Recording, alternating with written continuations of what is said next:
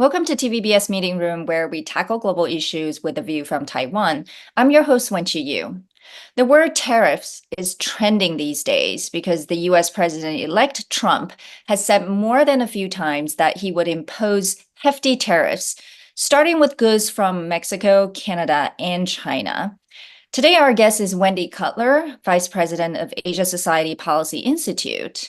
Wendy is best known as a trade negotiator in Washington, D.C., and over her nearly 3 decades of career at the Office of the United States Trade Representative, she has worked on bilateral, regional, and multilateral trade negotiations, including the U.S.-Korea Free Trade Agreement, the Trans-Pacific Partnership, TPP, U.S.-China negotiations, and the WTO financial services negotiations.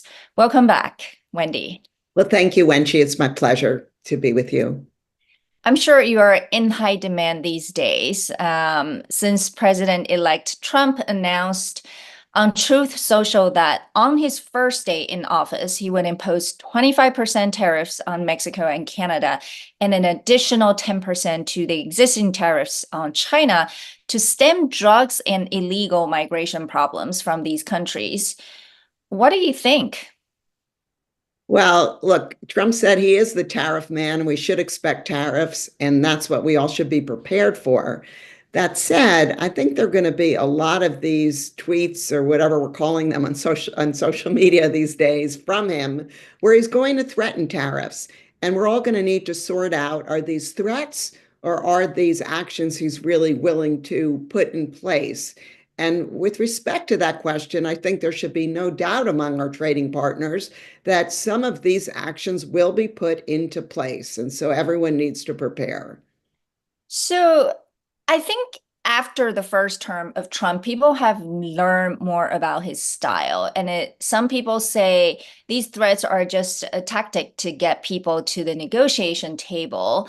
But the actual, whether it's percentage or whether he's really going to impose those tariffs is still of question. And from some rumors in Washington, D.C., he actually hasn't really had a clear plan for any of the trade related policies. Have you heard anything else? Well, look, his team is being formulated. I'm sure there are a lot of internal discussions on these issues because we already know there are difference of views among the folks he's bringing in to work on trade, from his USTR nominee, Jamieson Greer, who was chief of staff to Ambassador Lighthizer in the first term, is pretty hard line. And it's been pretty clear that he is on board to revoke China's PNTR status, for example. We heard yesterday that Peter Navarro's coming back, who's extremely hard line. But on the other side of the ledger, we've seen the appointments for Treasury, Commerce, and the National Economic Council. And those appointees seem to be more kind of mainstream Wall Street. They're talking in favor of tariffs because I think that is something that they need to make clear to Trump. They won't stand in the way. But right. I think there is going to be a lot of internal discussion and debate given the difference of views on these issues. Yeah, I mean, regardless of what the final policies are, his words certainly have sent a shockwave to the world. We see that Mexico's President Sheinbaum and Canada's Prime Minister Trudeau have vowed to retaliate and unite against Trump's threats. And Beijing's state media also said Trump is scapegoating China for U.S. domestic drug problems. And these are the 3 largest trade partners. Do you think they're prepared to have a trade war with the U.S.? And what tools do they really have? And that's a great question. So every country is going to have to decide how they're going to respond to any tariff threats from President-elect Trump. And it was interesting with the announcement, as you mentioned, on Canada, Mexico, and China. There was a difference of responses, in my view. I think Mexico was the most out there mentioning the word retaliation. I think Trudeau kind of took a higher ground talking about U.S.-Canada cooperation. And once I can tell Trump, all we're doing in these areas, I'm sure that, things will be okay. So trying to take a high road and trying not to panic against every threat.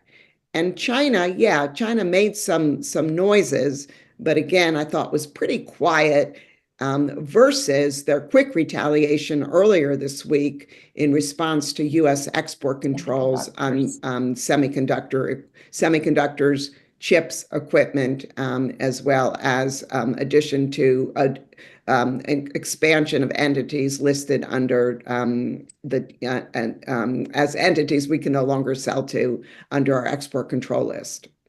Yeah, I mean, since you mentioned semiconductors, and let's just, touch on that. We know that the Biden administration has been very focused on having a more comprehensive semiconductor strategy through the CHIPS Act and export controls. What do you think the Trump administration is going to do? And if anything, that would be different. And specifically on China, how will China actually respond to potentially newer restrictions, or perhaps they're going to try a different approach with Trump? So look, with respect to technology restrictions, I think we're going to see a lot of continuity between the Trump administration and the Biden administration. I think there will be an effort by the Trump folks to try and tighten more loopholes and to try and get on top of new technologies that haven't been restricted yet. But again, a lot of continuity. In terms of how China is going to respond, I think, their response this week against U.S. Semiconductor export restrictions was quick. And what did they do? They didn't impose tariffs. What they did is they imposed export restrictions to the U.S. of several critical minerals. And I think this was and is a signal to the new administration that whatever steps they take, whether it be export restrictions, investment controls, or tariffs, China is prepared to respond with its own measures. There will be costs to actions the U.S. takes. And I think this was, again, an important signal that China was sending this past week. Now, China has been preparing for a Trump return. They have many tools at their disposal, including increasing tariffs, including, again, expanding their export controls. And their targeting RMB, yeah, and currency and targeting U.S. companies. So again, I think they do have an arsenal of tools. They put in place over the past few years a legal framework that will allow them to respond quickly. And they've also been working hard at diversifying their trading partners to become less dependent on the United States, and also to increase their self-sufficiency, again, to reduce dependence on the U.S. So look, I think they're better positioned, they're better prepared, but at the same time, we have about $600 billion of two-way trade with China. So our economies are still very integrated, and to turn that off overnight would be extremely disruptive, not only to the U.S. and China, but to the entire global economy. Well, that's the ultimate question. How far will both countries go? I mean, they're prepared, better prepared than the first term for sure. But, once imposed, it's hurting everybody. So how far would Trump be willing to go, and to what end? And it will be interesting to see how he rolls out his tariff announcements. In my view, if he were to go forward and say, let's just say adding 60 percentage points onto current tariffs against China, you're talking about U.S. tariffs then being as high as 85, 90% against Chinese imports. Yeah. And to me, that doesn't seem like a signal like we want to negotiate with you. I think that's more to achieve more disentangling the two economies and decoupling. Let's just say if he rolls out a tariff against China and it starts at 20%, and then he says in 3 months it might increase more, maybe that would be a signal that he's more open to a negotiation. But I'm also very skeptical that we could sit down at the negotiating table with China and reach some kind of new trade agreement that would address our concerns with their unfair trading practices. China's moving in a completely different direction than we want them to move in. In other words, their economy is becoming more state-driven, more state involvement, more subsidies, more production.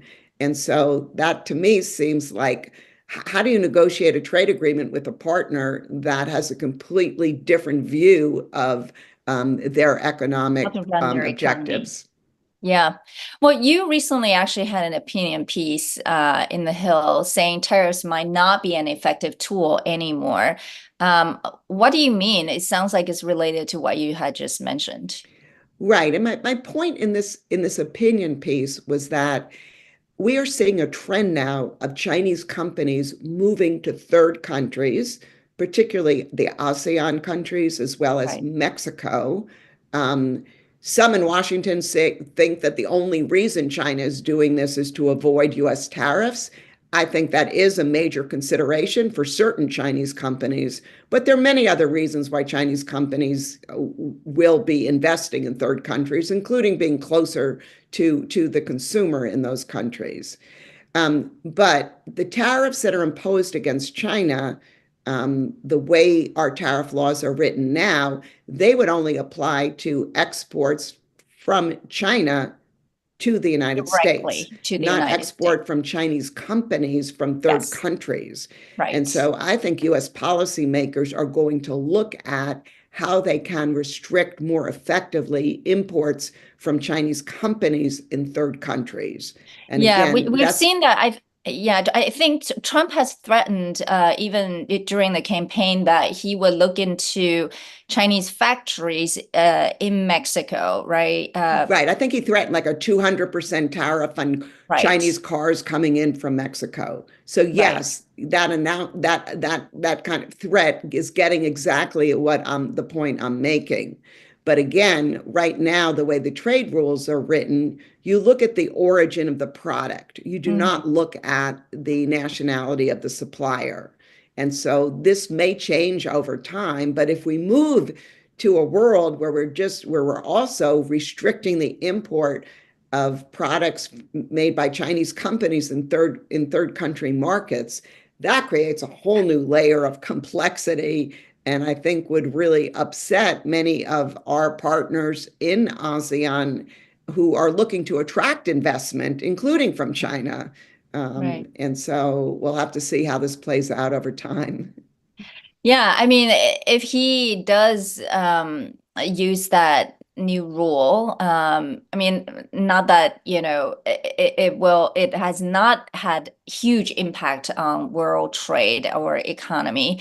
The question again is more than just the three countries he's announced. I think all over Europe and also Asia, I think everyone is watching because clearly everyone will be affected, including Taiwan, because he said a few times what worries Taiwan most, obviously, is the semiconductors industry. He has said that Taiwanese have, stolen the jobs in this industry, and he actually thought that the CHIPS Act is not a good idea because it's using government subsidies, and so he proposed again using tariffs to attract foreign investment into the United States. How do you think, I mean, if you were advising the Taiwanese government, or Taiwanese companies like TSMC, how should they think about or be prepared? So just to answer that question more generally, I think all countries need to be prepared. They need to work on different scenarios, right? Because Trump is so unpredictable, and one day he may be going after one industry or one company. The next day it may be against all imports from that country. And so countries need to kind of think through their options for responses in response to different scenarios. But I do think overall, what we've learned from the first term, that there are ways to placate the president-elect and to show him that countries are serious about addressing the concerns that he's raised, including agreeing to buy more from the United States, including to expand investments in the United States, and also taking measures to get rid of their unfair trading partners practices, and also ways to kind of balance the trade deficit. And so in all of those areas, I think governments all around the world should be thinking about what tools do they have maybe to placate the president-elect from taking measures that he's threatening to take. And in some cases, there may be no way to do this. And countries may feel, governments may feel, economies may feel that they need to retaliate and show their strength and show the president that there are costs to what he's doing. It's not cost-free. Yeah, well, clearly the U.S. economy is very important to a lot of the economies. But I do wonder, right, adding the complication of geopolitics and Europe, we know now its economy is not doing that well. So would it come to the day or, the case that when perhaps the rest of the world is saying, let's just, give up on the US, because you use the word placate. Yeah, it does feel like Trump is almost forcing everybody to kowtow to his demands. What if, other countries say, well, let's not do that. And instead, they coalesce and Europe getting closer to China for a more stable economic trade relationship. I mean, would that happen? And since the US seems no longer a reliable partner. Look, it could happen, but my experience suggests that it's quite improbable. I think when it comes down to it, each country has their own national interests. They have their own politics and are not going to want to be kind of part of a coalition taking on the United States. We've already seen this with Canada and Mexico, and each one kind of throwing each other under the bus, trying to figure out what do they want, what's in their national interest. So I don't rule anything out in this new world, but I think what we're going to see are countries maybe talking about working with others in some kind of joint response. But at the end of the day, for their own national interests and their own politics, they're going to have to figure out their best strategy for working bilaterally with the United States. Well, the other thing Trump also announced that was quite interesting is that he's putting U.S. Trade Representative, which is an independent agency, under the Department of Commerce. As a former senior official at USTR, how do you feel about it?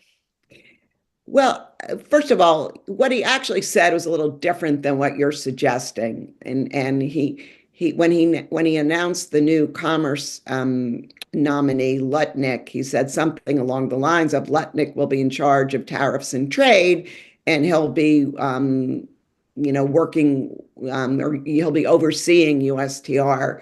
It's one thing to say that, it's another thing to actually implement that, because if you're talking about somehow USTR being merged under commerce, that requires legislation, and that requires two very powerful congressional committees in Congress, the Senate Finance Committee and the House Ways and Means Committee, to agree to such a reorganization. And if past experience has taught us anything, that is those congressional committees, for their own reasons, they don't want to give up their power on trade policy, and they would do so if indeed they allowed such a merger to go through. And so we'll have to see how this plays out in practice, but USTR does have legal responsibilities and is the negotiating arm of the United States government. What we may see, however, is that given that the USTR appointee, Jameson Greer, who's extremely experienced and a protege of Ambassador Lighthizer, is relatively junior to his counterparts in Treasury and at Commerce, and doesn't appear to have the same close relationship with Trump, particularly as the Commerce Secretary does. So that may suggest that it may be an uphill battle for USTR to kind of play the same role that it did during the first term under the skillful leadership of Ambassador Lighthizer. But as someone who personally knows Jamison Greer, I think he's an excellent pick. And given his experience and deep knowledge of U.S. trade policy and U.S. trade law, I think he's going to be someone who will be able to skillfully negotiate and implement what he's negotiated. Well, we have to ask if you have any scoop on why Lighthizer is not returning to this upcoming administration. I have no idea. I'm sure one day we will find out. Is this a surprise to you as well? Oh, yeah, I was quite surprised because if you think of cabinet officers during the first term that not only were extremely loyal, but extremely effective in implementing what Trump said, that's Bob Lighthizer. And so, yes, I was a bit surprised that he did not show up or has not showed up either in the White House or in one of these cabinet ministries. I was not surprised that if he was offered USTR as reported, that he turned that down. That would be very unusual for a cabinet officer to come back 4 years later to the same job, particularly with respect to an agency like USTR, which is still, compared to other agencies, very small and, not as prestigious as some of these other big agencies like Commerce and Treasury. But I'm sure he will still wield his influence since, Greer seems to be, as you mentioned, his protege, and he's still viewed as someone who has influence and clout on trade issues. Agree. And let's also keep in mind that Trump's first term, he did not have a great track record of keeping a lot of his cabinet officers for long periods of time. So you never know whether Lighthizer may reappear if indeed he's not part of the current, team. The first tranche, yes. The first tranche, yeah. What else should we expect in the first year of the Trump administration in terms of other major trade and economic policies? Yeah, so there's been a lot of talk about tariffs, but let's also remember that Trump liked to negotiate trade agreements. And during the first term, there was the Phase 1 agreement with China, Phase 1 agreement with Japan. The USMCA was negotiated and implemented, and FTA negotiations were launched with the UK and Kenya. And he also renegotiated the US-Korea FTA. So I think that there may be, we may have a trade negotiating agenda again. Clearly that was put on hold during the What Biden about years. Taiwan?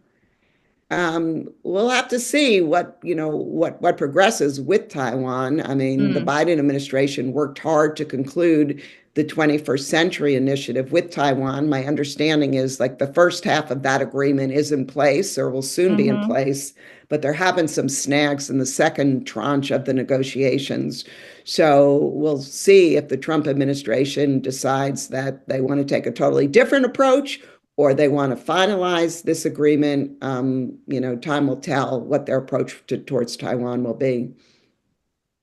Well, thank you so much, Wendy. I know, he's not even in the office and there's all kinds of speculations. Hopefully in 6 months, we'll have you back to help us understand some of his earlier actions, which I'm sure will be surprising and consequential to the world.